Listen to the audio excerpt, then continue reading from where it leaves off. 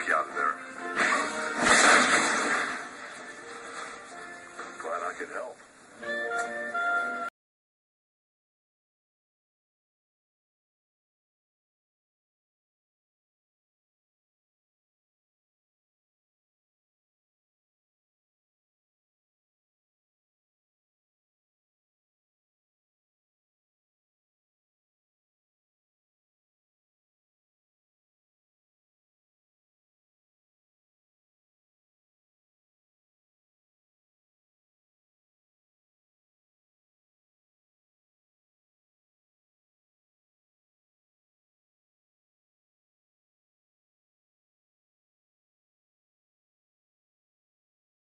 This is the build-up.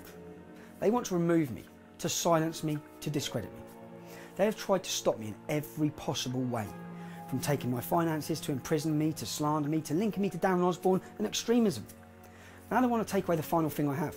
If they can do it to me, they can do it to you.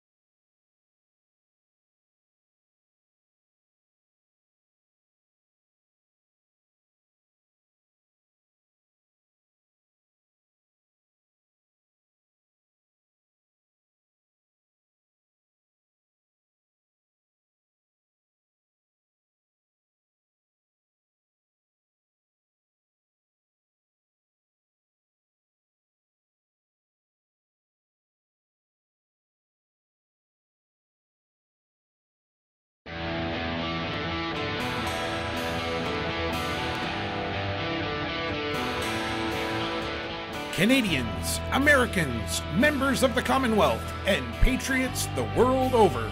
Welcome to the show that tells you what they won't, exposing the fake news, conspiracies, and corruption within institutions that govern our lives, and red-pilling the nations one fact at a time. It's Weathering the Storm with your host, Canada's Red Pill, Billy Joyce. Good evening, folks, and welcome to another show. It's already near 10 o'clock at night, Monday, June 4th, as I'm recording this. And what I'm recording tonight is, I'm hoping it's not too long of a show. It's basically something that happened to me personally over the weekend, and then that I brought to the attention of several people on the Able Danger Discord group. We had lengthy discussions on it. I spoke to the source of this information at length about this. I'm not going to be able to divulge who gave me the pictures I'm going to share with you and who led me to this story, because it could put their professional life at risk. Let's just put it that way. But a very reliable source, one of my best friends, gives me a call Saturday night. Now, I was away for meetings Friday and Saturday. Came back Saturday. Literally wasn't home 2 hours, get a phone call from my friend from the city that I was just in, telling me about this odd train that was stationed on railroad tracks behind a building at Pier 21 in Halifax, Nova Scotia. The location of this train was odd, and all my friend could tell me was that this train, named the American Spirit, was basically hidden, tucked away on the waterfront in Halifax. That there was a red carpet rolled out with flowers and little like railings, you know, these velvet red railings type thing, with a ramp leading up into this train. And he sent me 3 pictures. and basically was asking me if I knew of anything going on in Halifax over the weekend where people with badges that said voting delegate on them were coming to this train. Now, my friend didn't really know much. He informed me that there were 3 separate security companies working this venue, that there was one security company that was a group of commissionaires who were controlling who was getting in and out of the site in general. And I'll pop up a couple of pictures throughout the video to show you the site. And what I have cordoned off, what I have marked off, which are basically pictures from Google Earth. The pictures from Google Earth are old pictures. But what I did is I marked off the area where these trains actually were, and you'll see that where the trains are, where this train, the American Spirit, was photographed, it's a grade A gravel parking lot now. But when Google Earth took these pictures, it was just old unused railroads. So now suddenly you've got this American Spirit train that's owned by Canadian National Railway. Now, most people will think the Canadian National Railway must belong to the Canadian people. I mean, it's called Canadian National Railway. Wrong. The owners of Canadian National Railway, well, the majority owner is Bill Gates. And then amongst some of the other owners of Canadian National Railway, there are also some American banks. There's Royal Bank of Canada. There's the Bank of Montreal, and then, ironically enough, when you look through the ownership of CN Rails, you'll see groups like Vanguard Investments, which are based out of Pennsylvania, I believe, and Wellington Management, which is based out of Boston. And then there's another one called Massachusetts. It's got the name Massachusetts attached to it. So when you think about that, when you look at the CN ownership on NASDAQ, you've got also the Massachusetts Financial Services Company, Massachusetts. So you've got 3 American companies plus Bill Gates, then the Royal Bank of Canada. And of course, the Royal Bank of Canada sports the lion logo, and the lion logo is directly associated to the Rothschilds. So chances are the Royal Bank of Canada is actually a Rothschilds bank. But anyway, all that to say that there was a pretty parking lot built for this train that was here. So at face value, I wasn't sure what the hell was going on. Apparently on Saturday, 15 people are at lunchtime got on. Most of them had official delegate on these badges. On Sunday, Saturday at supper time, another 20 to 25 people got on. Apparently at lunchtime, it was a combination of men and women. At supper time, it was only men. 25 got on. And they also had official delegate, most of them on their badge. If they didn't have official delegate, they had badges that were identical without the official delegate. But my friend couldn't make out what was written on the badges apart from official delegate. So then came Sunday. And Sunday, my friend informed me that this train was going on a trip from Halifax to Truro. And that there was approximately 35 to 40 people that boarded the train. The majority of them were men. There were a couple of women in the group, and there was a little girl. So at this point, I'm very, very, very intrigued. At this point, I'm very, very curious as to what this train was. And when I brought it to the Able Discord group, someone pointed that the Federation of Canadian Municipalities was having a meeting in Halifax over the weekend. Now, this Federation of Canadian Municipalities is basically municipalities from all over the country. And they go there and they speak on things like advocacy, affordable housing, public transit, infrastructure, emergency preparedness, clean water, telecommunications, rural development, those kinds of things. They also have different programs that the Federation for Canadian Municipalities that they supposedly run or they're partners in. There's Municipalities for Climate Innovation Program, Municipal Asset Management Programs, First Nations Municipal Collaboration Programs, FCM Innovation Network, etc., including international programs helping municipalities share expertise overseas. And one of those international programs was announced in 2016, and it's the Federation of Canadian Municipalities launches partnership to strengthen South African municipalities. Wow, they strengthened them all right. Anyone paying attention in the world will know that in South Africa right now, there's basically a genocide of white people going on. If you're white in South Africa, if you're a white woman, you risk getting raped and beaten up, possibly beaten to death if you go to your house. White men are being thrown out of their businesses, beat up, killed. Literally, it's a white genocide going on in South Africa, and apparently the Federation for Canadian Municipalities funded this initiative in South Africa to the tune of $4.9 million. And it says, through this initiative, Canada and Canadian municipalities are partnering to support South African communities to build more inclusive and greener communities. Well, I'm not sure if eradicating the white race is inclusive, but I guess maybe that's the word that the elite use when they gather at these conferences.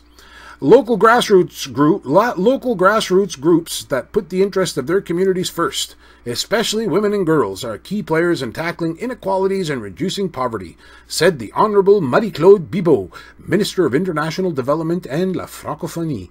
Now again, using these fancy words, saying what they're doing, but then you go look at what's actually going on in South Africa, and it's a far cry from putting the interest of their communities first.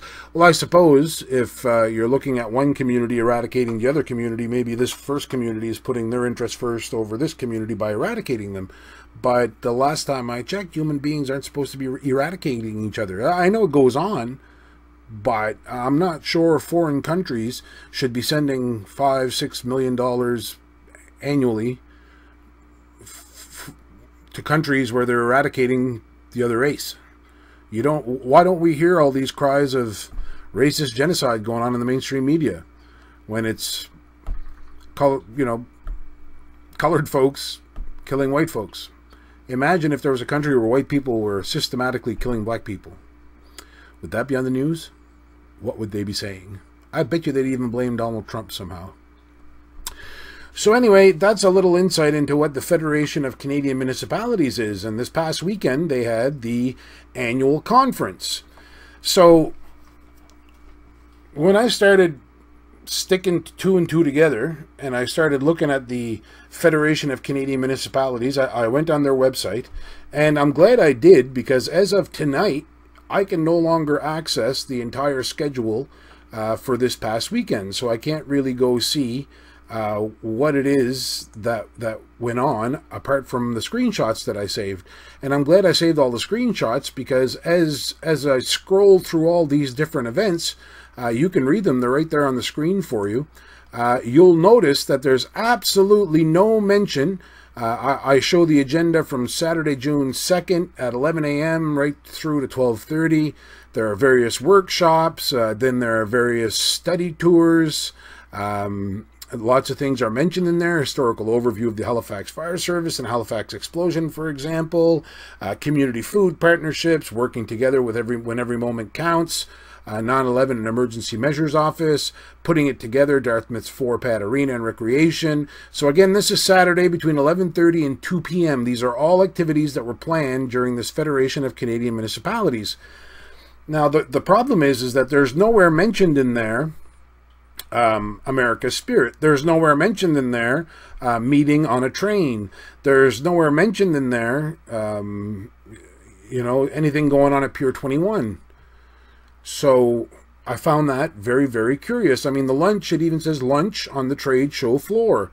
Now, what we've determined is that the train that's down there, that boxcar that's in the middle with the glass dome on it, that is typical of a restaurant area. So the people that were going onto this train were being treated to the royal treatment. Like, apparently this train, and it's a very elusive train. Like, go look for information on America's Spirit. I think that's what I called it. Or Spirit of America, America's Spirit, American Spirit, something along those lines anyway. Owned by Bill Gates, with the name Canadian National Railway on it. It's got this thing with windows, and these guests with voting delegate were showing up, but only 40 out of 1,900 showed up during the entire weekend. And every time they showed up on this train, there was supposedly activities going on that were official business of the Federation of Canadian Municipalities. And the reason I know that the people going on the train were the same people attending this meeting is because the Sunday after they came back, my friend was told that they were all going to attend the lobster supper. That was the finale of the meetings they were at. And the big gala Sunday night for the Federation of Canadian Municipalities was a lobster supper. So you start putting it all together, and you start cluing in that there was one gentleman that my friend recognized getting on that train, and that was Mike Savage, the mayor of Halifax. Halifax, of course, is the biggest city in Canada. It's the capital city, not in Canada, sorry, in Nova Scotia. It's the capital city of Nova Scotia, and it's our biggest city.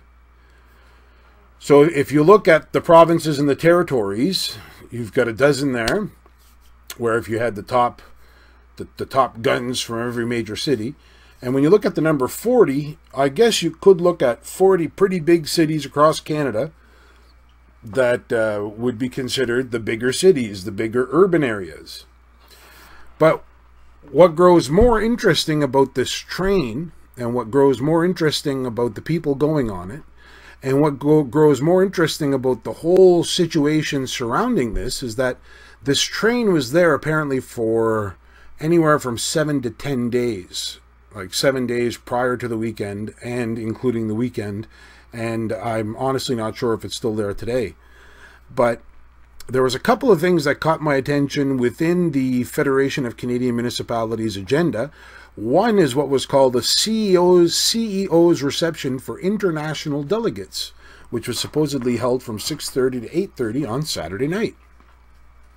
So I guess that may fit in that train. The problem is the train is not mentioned on the agenda, and if it's an official reception, why would CEOs be invited? Because they're not elected officials, they're paid officials. So why would the CEOs be meeting with international delegates, and who would be the international delegates? Not really clear, right?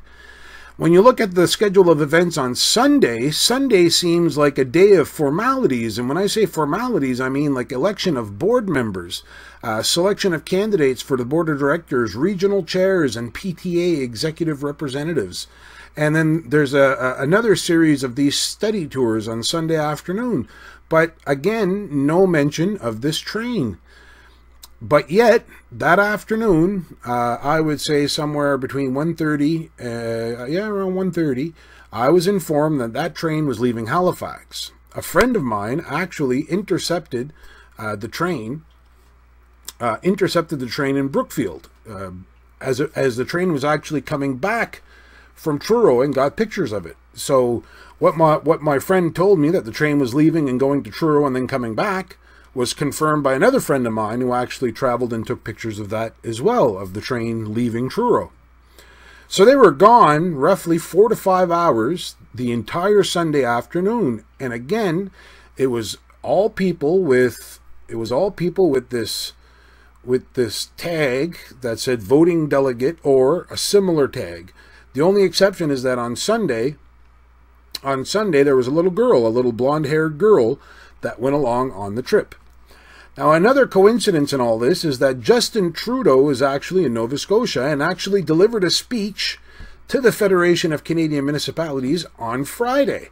But when you go check Justin Trudeau's itinerary, it indicates that he'd be back in Ottawa on Saturday for personal. So it was just, all it said was personal day, Ottawa. I believe that's the word that they used. I will go check it. Yeah, personal day, personal, Ottawa. And then on Sunday, it says media appearance, but it's an interview with Prime Minister will air on NBC's Meet the Press with Chuck Todd. So does that prove that he was with NBC's Chuck Todd on that day? No, it just proves it's being aired on that day. When it says Ottawa, Ontario personal, I guess you could take it at face value, but he's not exactly the most trustworthy Prime Minister we've ever had. So if he was in Halifax, how would we really know? So then today, before doing this show, I decided to call the warden from the municipality of the County of Richmond. to find out if he had gone to the Federation of Canadian Municipalities. He indicated that no, he had not gone, that it was the CAO of our municipality and a councillor who has deep ties to the Liberal Party that went to the Federation of Canadian Municipalities Conference, and that same councillor with deep ties to the Liberal Party of Canada, that he really pushed the notion, the idea that he wanted to go, so he went. So when I spoke to the warden of the municipality of the County of Richmond, and we got to talking about all this, basically I informed him on everything I just informed you. He then stated, he says, I even heard rumor that one of the former American presidents might be there. And then I eliminated George H.W. Bush because, well, he's on his deathbed. And I eliminated George W. Bush because, well, he's not really considered bright enough by the Canadian elite to be invited to such a thing. So that left pretty much Barack Obama and Bill Clinton. And I would have leaned more towards Barack Obama, but the warden for the municipality of the County of Richmond, he was more of the opinion that he thought it was probably Bill Clinton. So do you see how this is all getting, do you see how all this is getting kind of weird? Because in the official program for the Federation of Canadian Municipalities Conference, there's nowhere mention that Bill Clinton or Barack Obama is going to be there. There's no mention of this train that 40 of the top people there apparently went to, including the mayor of Halifax, Mike Savage. The media wasn't allowed. The public wasn't allowed. And then on Sunday, they go on a train ride with 35 or more adults, a couple of women amongst the bunch, and a little girl. So, are you imagining kind of what I'm imagining? Now, just to give you a perspective of where this was all being held, here's a snapshot from Google Earth of Halifax Harbour. You'll see where the train was, the location of the train. You'll see where the convention site was, and you'll see where the Canadian Navy base is, right up the harbour. And then you'll look at the next picture that I showed you previously, where basically all the railroad tracks to the bottom of that picture were taken out, replaced with grade A gravel, and fencing was put all around that site to ensure that no one could get in. And that's where that train was. And it is quite a distance from where the convention site was. And then when I did a little digging, I find out that the limo service, because on one of the pictures you could clearly see some information on the limo, and it's nslimo.ca, and apparently this van, this Ford van, is identical to the one that was used that day. So the facts, what we have that are facts. The train owned by CN Railways, which is owned in large part by Americans, including Bill Gates, was in Halifax, Nova Scotia for over a week at the exact same time Justin Trudeau was here, and when it was speculated that one of the former U.S. presidents would also be here. Judging from the attendance at Canada 2020 conferences, my money would be on either Barack Obama or Bill Clinton. As I said, the warden of my county leaning towards Bill Clinton. But we're at an impasse. They could have both been on that train for all I know, and Justin Trudeau could very well have been on that train for all I know. Now, the train's name is American Spirit, and it was heavily guarded all week by 3 different security companies simultaneously, including commissionaires, and commissionaires must be either former police or former military or both. Only 40 out of 1,900 people with official delegate badges or similar badges who were attending the FCM conference secretly boarded this train, parked in a very discreet location in the midst of a national conference, and even wardens of municipalities are not aware of these meetings on this train. Now, Mike Savage, Mayor of Halifax, recognized by my source. Out of 1,900 delegates attending the FCM conference, only 15 or so people boarded for a few hours on Saturday between lunchtime and 3 p.m. 25 people boarded on Saturday between supper time and 9 p.m. Media and the general public were not allowed in the vicinity without heavy questioning and were subsequently removed if they didn't leave voluntarily. On Sunday, anywhere from 35 to 40 people boarded the train between lunchtime and 1:30 or so, mostly men with a few women and one little girl with blonde hair, approximately 7 to 10 years of age. The train left Halifax at approximately 1:30 p.m. on Sunday afternoon and returned around supper time. It traveled to Truro, Nova Scotia and back. Truro, Nova Scotia is home to a rather large Freemasons Lodge and the home of a Rotary Club that once held a summertime fundraiser at the Sanderson Farm. The Sanderson Farm is the site where DNA matching that of murder victim Taylor Sampson was found last year in a murder trial that resulted in the conviction of William Sanderson, the golden boy son of the Sandersons who owned the pig farm where these summer parties are held. Family members of Taylor Sampson are convinced that their dearly departed boy met a grotesque fate on that farm, but pigs have a way of not leaving any traces of evidence of their diet. But I digress. Sanderson never ever admitted to what he did with Taylor Sampson's body. I'm sure there's no connection at all between the Picton pig farm in BC, supposedly being used by the rich and famous, linked to Freemasonry to get rid of bodies they don't want found, as reported by Abel Danger, and this pig farm in Nova Scotia at the center of a murder case where Freemasons and Rotary Club members like to party. Nothing to see there. Let's move on. I'm also sure that there's no connection between the Lolita Express or the NXIVM sex cult or folks that attend Canada 2020 and this train that was in Halifax that went on a train ride, and every time people went aboard, the blinds were closed. You can see it in the pictures. The blinds are closed, windows tinted out. They've got these dishes, these satellite things on the roof. And it looks like when we compare it to old pictures to the newer pictures, it looks like they've been upgraded recently. So are they jammers? Are they just satellite receivers? What are they? But you've got this train ride that's held during a private, secret, off-the-record meeting aboard a train on a Sunday afternoon with all the blinds closed.